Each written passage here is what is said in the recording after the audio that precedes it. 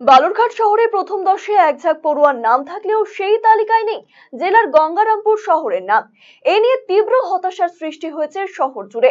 রাজনীতির আঁতুড়ঘর গঙ্গারামপুর শুধু কি তাহলে রাজনীতি করতে করতেই তলানিতে নেমে গিয়েছে, নাকি রাজনীতির ঘূর্ণাবর্তে শিক্ষা এবং মেধা ক্রমশ বোতলবন্দী হয়ে উঠেছে? এই প্রশ্ন ঘোরাফেরা করছে শহর জুড়ে। এমনকি বিগত বেশ কয়েক বছর ধরে গঙ্গারামপুরে মাধ্যমিক এবং উচ্চ মাধ্যমিকে সে অর্থে ভালো ফল হয়নি।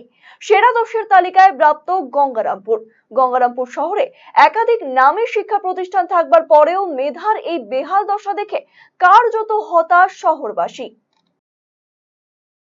প্রথম কথা, মাধ্যমিকের রেজাল্ট অনেকগুলো ফ্যাক্টরের উপর কাজ করে।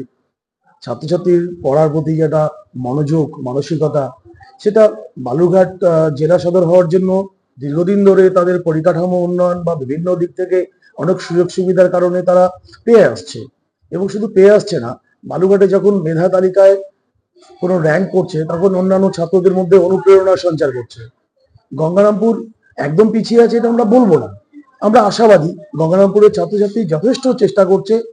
আরো আমরা শিক্ষক শিক্ষিকারা সর্বান্তকরণে ছাত্রছাত্রীদের অনুপ্রেরণা যোগাচ্ছি, যাতে ভবিষ্যতে শুধু বালুরঘাট নয়, গঙ্গারামপুরও এরকম র্যাঙ্কে আসতে পারে। আমরা আশাবাদী ভবিষ্যতে র্যাঙ্কে আসবেই।